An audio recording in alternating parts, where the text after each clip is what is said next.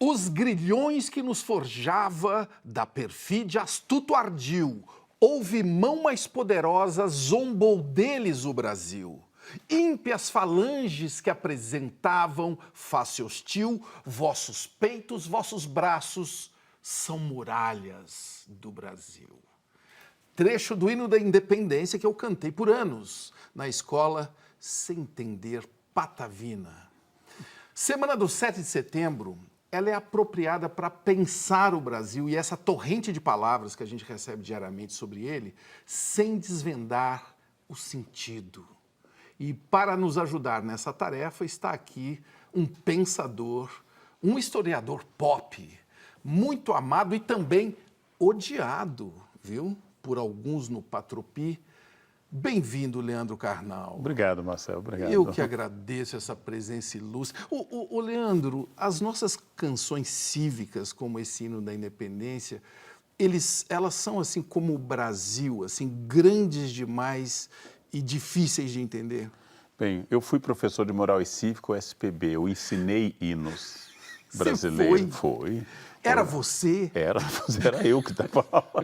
Eu tocava o piano, os hinos, como o da independência. Eu acho o da independência uma das mais fáceis de ser cantados. Eu acho o nosso hino nacional belíssimo, esse estilo ópera de Verdi. Ao contrário da média dos professores de história, eu tenho um afeto muito grande pelos hinos. São bonitos os hinos. É bom que se faça justiça, principalmente à melodia. As cortes de Portugal querem nos escravizar. De hoje em diante, as nossas relações estão cortadas. Eu nada mais quero do governo de Lisboa, nenhum laço nos une mais. Pelo meu sangue, pela minha honra e pelo meu Deus, juro promover a independência do Brasil. Independência ou morte!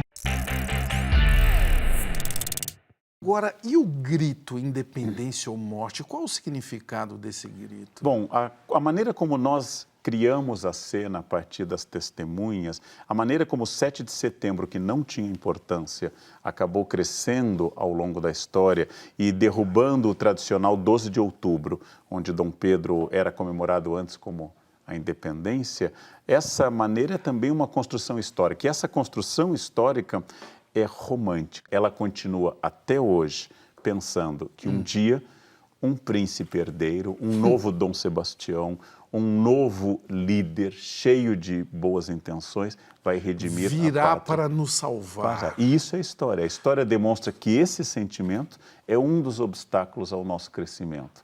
Ao invés de pensar em sistematicamente a transformação social rumo à independência, nós pensamos em líderes que à esquerda ou à direita, religiosos ou não, vão redimir esse país. E quando que a gente vai se livrar dessa sina? É uma pergunta que é uma grande tentação de jornalistas, é perguntar ao historiador profecia. Né? É uma grande tentação. Me perguntam muito, o que acontecerá no Oriente Médio? É uma tentação e um desejo, carnal. Me diga, por favor. Bom, se nós tivéssemos, os historiadores tivessem essa resposta, no mínimo nós ganharíamos mais dinheiro do que nós ganhamos. Olha que eu posso começar a te cobrar isso, carnal. Mas as profecias são difíceis. Mas, em todo caso, o processo de independência simbólico daquele 7 de setembro, o processo de independência é um fato. Ele foi muito atacado, especialmente por certo pensamento de esquerda, como se não tivesse nenhuma relevância a ruptura política com Portugal. E tem.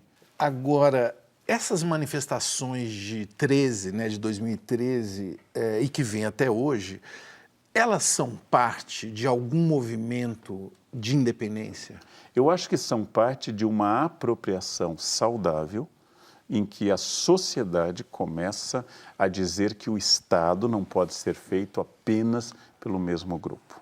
Independente da minha posição sobre esse movimento amplo, um pouco sem forma e sem um ideário claro, que foi 2013, eu vou ter que reconhecer que uma parte da sociedade não se considerava mais representada pelos mecanismos tradicionais. Então, nesse caso, eu acho que é um movimento para completar o processo de independência. O Brasil está independente de quem? Independente de quem? Independente dos alemães, dos inimigos, de toda essa raça que não presta, né? Hoje o Brasil não tem mais inimigos? Não, não tem inimigo. Todos nós somos amigos. Tá vendo? Agora, tem aí, o perigo tá aí, né? O perigo tá O aí? perigo tá aí, tá se aproximando. Quem é o perigo para o Brasil? O perigo para o Brasil é a América.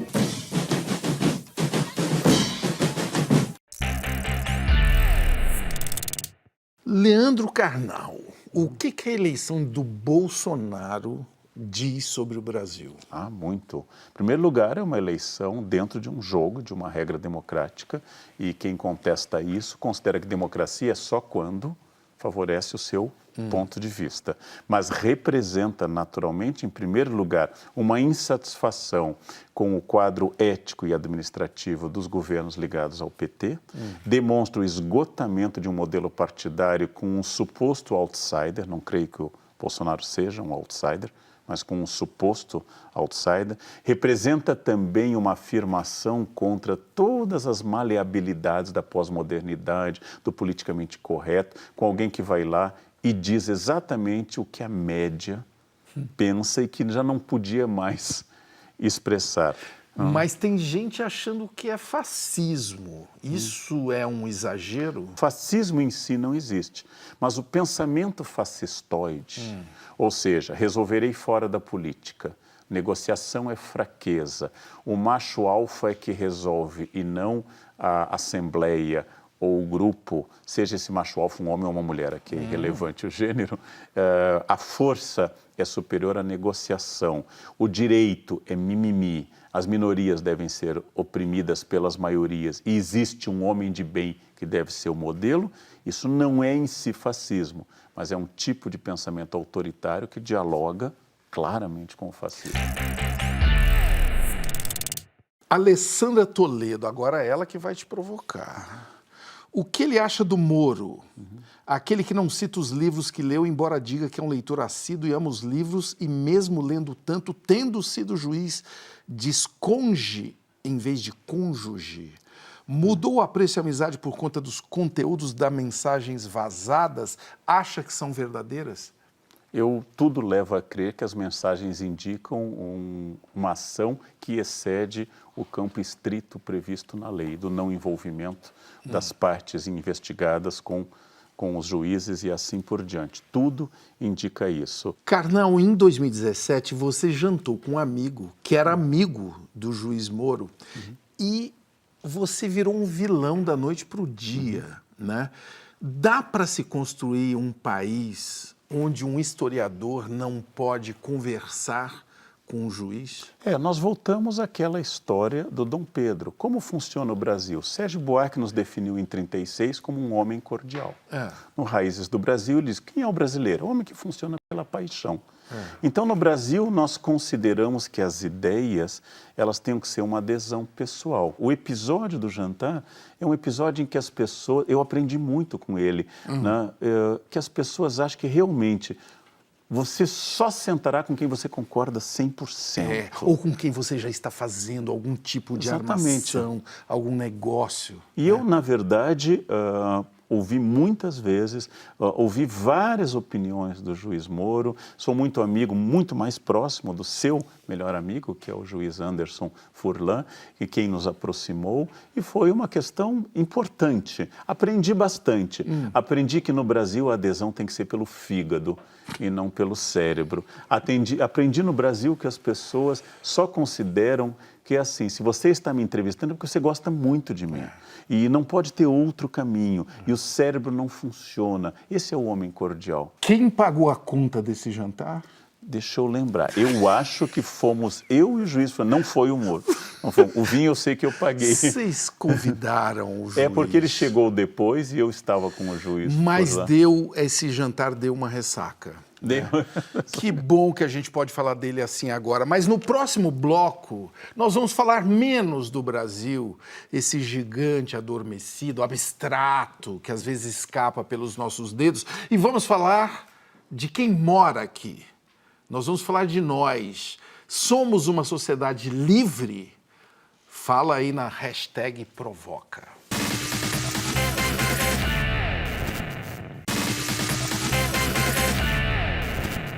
Não cantaremos o ódio porque este não existe. Existe apenas o medo, nosso pai e nosso companheiro. Cantaremos o medo dos ditadores, o medo dos democratas. Cantaremos o medo da morte e o medo de depois da morte. Congresso Internacional do Medo de Carlos Drummond de Andrade. Karnal, você tem medo de quê? Nossa, de muitas coisas. Tem uma muito objetiva, que deve ter uma explicação kármica. Eu tenho muito medo de ficar cego e não poder ler. De ficar cego e não poder ler. Porque se eu ficasse, por exemplo, paraplégico, eu produziria mais, eu escreveria mais, eu me distrairia menos, iria menos à academia, eu leria mais. Se eu tiver as mãos e os olhos, é muito, mas a perda dos olhos me assusta. É um medo real. É um medo real. Mas você tem medo de uma coisa que eu sei. Fale. De coentro. Não, não é medo, é nojo, é razão, é equilíbrio, é uma pessoa que... Nós vamos precisar entender isso daqui a pouco, mas Sérgio Buarque de Holanda, que você já citou, falando que o brasileiro é cordial, e você diz que o brasileiro é violento. Você está contradizendo o Sérgio Buarque? Porque essa é uma confusão que vem desde 36. Ser cordial não quer dizer ser pacífico. Cordial de cordes de coração, significa que você funciona passionalmente. Você não é racional. Então, quando nós matamos, e matamos muito, matamos no trânsito, uma coisa extraordinária, nós matamos muita gente por armas de fogo, é porque somos cordiais. Cordial não quer dizer cordato. Cordial quer dizer passional, que talvez fosse a melhor questão. Karnal, nós falamos da violência dos outros, eu quero saber agora quando que você é violento. Nossa, eu tenho um controle muito grande. Eu faço terapia, eu faço atividade física, eu faço tudo para esse controle. Eu sou uma pessoa que se chamaria, na teologia clássica, de irascível, com ira. Dante condena ao inferno os que têm ira. Então, eu sou uma pessoa sob controle. Dar aula há 37 anos e nunca ter batido em um aluno é uma vitória. Você nunca nem puxou uma orelha. Nem puxei. Agora, a ideia já me ocorreu. Então, vamos lá. O que mais prejudica a humanidade? O medo, o ódio ou o coentro? Olha... Apesar de eu não gostar de coentro, eu não posso dar ao coentro esse poder. Não? Existe espaço na humanidade para quem opta pela correta salsinha e para quem permanece no caminho do mal com o coentro. Mas todo ódio é fruto do medo. Todo racista, todo misógino, todo homofóbico, toda pessoa violenta, ela é uma pessoa que tem medo. E o medo é o quê? Ignorância? O medo é a incapacidade que eu tenho de ter consciência de mim, imaginar que o outro está invadindo o meu espaço porque eu não tenho essa consciência. O medo é a chave do não conhecimento e ele gera o ódio, ele gera a desconfiança, ele gera o racismo, ele gera a morte até. Todo violento é um covarde, especialmente sobre si.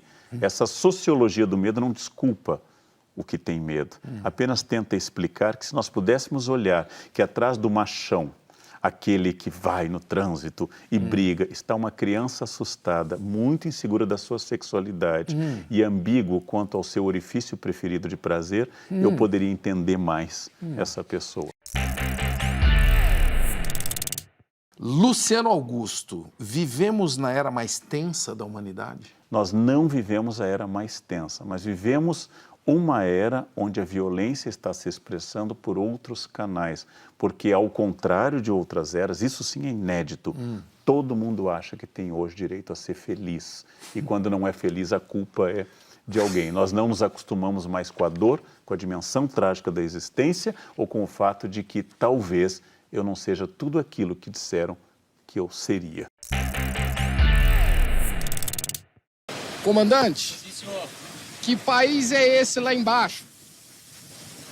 O país é o famoso Brasil. Daqui dá pra ver qual é o futuro dele? O futuro dele não tem limite, é um país sem limite.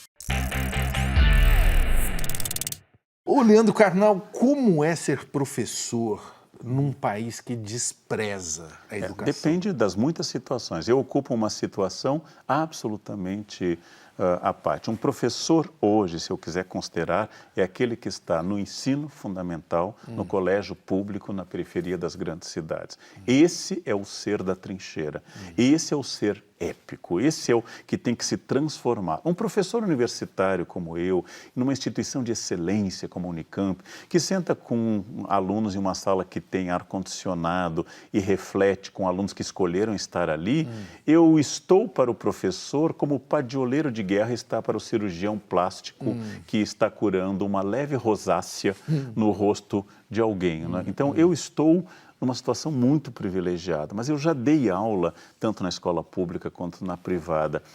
Tanto o aluno cliente, escola privada, quanto o aluno que pretende exercer sua cidadania na pública, são um desafio enorme. Esse professor é literalmente um herói.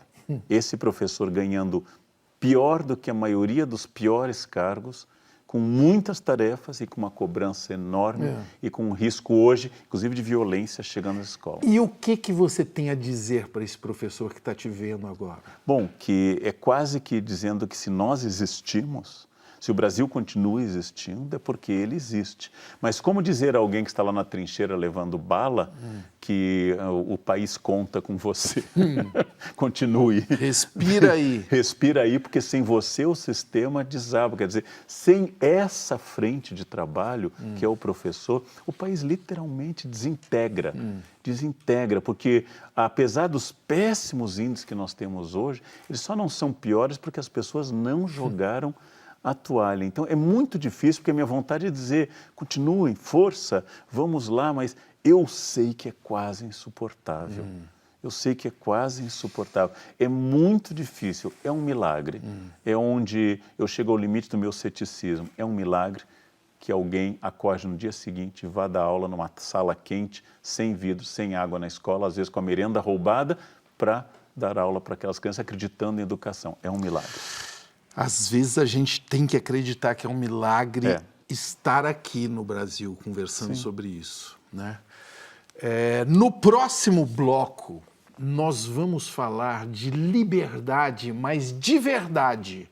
Alguém pode ser livre de verdade? Será que o Karnal pode fazer o que ele quiser? Até marcar um outro jantar com Sérgio Moro, sem ninguém ficar de mimimi com ele? Diga aí na hashtag Provoca se você tem um grito de independência.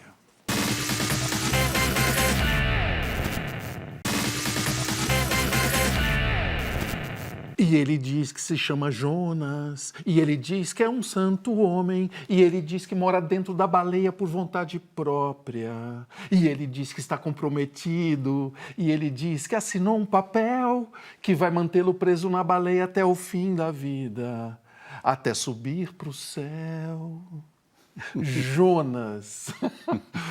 A baleia de Sai-Guarabira é uma metáfora hippie nos anos 70 para o sistema, né? Ele faz uma comparação com a história de Jonas, que foi engolido, né, por um peixe, né, que seria o grande sistema. O Karnal, é possível viver fora do sistema, dos hippies? Quando você passa a vida lutando como a contracultura fazia para negar o sistema, você vive num sistema de vetor trocado. É como você passar a vida como ateu negando a Deus. É uma fé de vetor trocado. Eu acho que seria um desafio interessante viver indiferente ao sistema, entrando ou saindo das suas benesses e malefícios. Mas quando você passa a vida dedicada ao sistema, é preciso lembrar da que a gente chamaria de dialética do senhor e do escravo, Você está dando muita importância. Está dando muita importância a isso. Quer dizer, a verdadeira resposta de recusa é o silêncio e não a cruzada ou o combate. Paul Sartre, ele dizia que o homem é condenado a ser livre. Já Alexandre Pires, do Só Para Contrariar, ele complementou o Sartre, ele falou que o que é que eu vou fazer com essa liberdade? E eu te pergunto, a liberdade, ela é sempre boa ou ela pode ser um fardo? A liberdade é sempre um fardo e ela é sempre boa. Eu conheço mais a obra do Sartre que do Alexandre Pires, mas gostei da ideia. O homem está condenado a ser livre. Você pode interpretar as estrelas, mas é você que vai fazer as estrelas falarem, não são elas. Toda a astrologia, ela faz crer uma outra coisa. Então, o que eu estou dizendo é que eu sou livre, irremediavelmente livre, e por má fé eu vou atribuir ao sistema, eu vou atribuir a terceiros as minhas escolhas. Eu estou condenado a ser livre, isso é um fardo, é um grande fardo, mas é a única coisa que me torna humano. Os animais não são livres. Eu sou livre dentro de certos parâmetros menores do que a gente supunha. Segundo xingamento mais comum e mais estranho, diz respeito à orientação sexual, que é mais estranho ainda, já que orientação sexual não é xingamento, mas é uma característica de cada pessoa. Alguém insinua que eu seja de uma orientação sexual específica. Eu observo e penso, tenho 54 anos, é uma idade boa para você já saber seus orifícios preferidos. É uma idade que, grosso modo, você já sabe mais ou menos o que você gosta. E não haveria problema nenhum em gostar de outra coisa. Karnal, você virou um influenciador, né? Não só você, uma figura pop como Pondé, Cortella. Por que essa onda de pensadores pop no Brasil? No século XIX, Marx previu que o capitalismo transformaria em mercadoria tudo o que ele tocasse. Então, eu acho que o conhecimento, que sempre foi alvo de capitalização, ele também se transforma em uma moeda. Eu acho que lotar um lugar com 7.000 pessoas, para as pessoas ouvirem, pessoas que têm formação nos grandes centros, é um dado positivo. É claro, cada um vai se apropriar de uma frase, vai ler o que quiser. No campo das ideias, eu vejo com otimismo essa popularização de grandes ideias filosóficas. Provocação do Chester Strider. O que te diferencia do coaching que você tanto critica? Eu acho que toda vez que eu me incomodo é porque a diferenciação está menos segura. Acho que toda vez que você precisa dizer, eu não sou isso... Você está esbarrando. É isso. Tem que fazer uma linguagem que a pessoa entenda. E, às vezes, essa linguagem é apropriada como uma mensagem de otimista. Eu sou otimista, eu acredito na iniciativa individual, eu acredito que felicidade é uma opção e um projeto, mas não um projeto automático. Agora, eu não acredito em fórmulas. Repita 5 vezes que você é vitorioso, que você será vitorioso. Eu não acredito em auto-hipnose, eu não acredito em mensagens de otimismo com flores e música cafona. Você acredita em quê? Eu acredito no esforço. O Karnal, a busca da felicidade é uma forma de escravidão? Eu acho que sim, se você interpretar que existe uma essência. Eu sou crítico, como toda a influência que eu tenho da filosofia, dos essencialismos. Se você achar que há um modelo, que você, Marcelo, será feliz se você criar seu filho dentro desse modelo e vocês puderem comer todo sábado com você uma cabeceira, sua esposa outra e eles, e passe-me do sal, por favor, mamãe. Se você tem esses modelos, a busca de felicidade é uma algema e é uma escravidão. Só falta você me dizer uma coisa muito simples. Leandro Karnal, o que é a vida? O seu antecessor nesse cargo me perguntou isso, depois perguntou de novo e eu não sabia se ele não tinha ouvido ou se eu é que não tinha dito. Eu acho que a grande questão para mim hoje é não essencializar a vida, ou seja, de um ponto de vista muito prático, entender que as questões do momento, daquele exato instante no qual eu estou inserido, sem ansiedades pelo futuro e sem grandes preocupações com o que passou, permite que a vida, sem definição, flua através dela mesma. Mas eu penso que a capacidade de viver é não definir a vida e funciona exatamente quando o orgasmo, se você pensar, passou. Então você precisa concentrar no que é, e não na definição, na qualificação. Agora, para dar uma aula sobre isso, é uma outra preocupação, não? A vida acontece quando você está exatamente distraído e para de tentar defini-la. Eu não sei se eu ouvi direito, Leandro Karnal. O que é a vida? Era contagioso.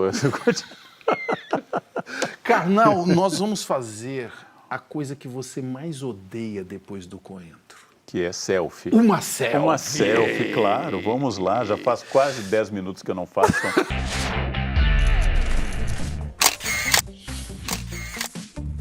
Olha, essa luz, assim. Como que é? É você olhar... Melhorou? Tá, é olhar com cara de Mona Lisa, um discreto sorriso. Assim, Né? Isso. assim. Né? E pode conversar durante? É problemático, né? Karnal, obrigado por ter Eu que vindo. agradeço. Será que as pessoas ficaram em dúvida com alguma coisa que você falou ou não? Eu acho que elas ficaram em dúvida se quem era você e quem era eu, dada essa proximidade, mas... Continue em dúvida, é melhor. Tchau.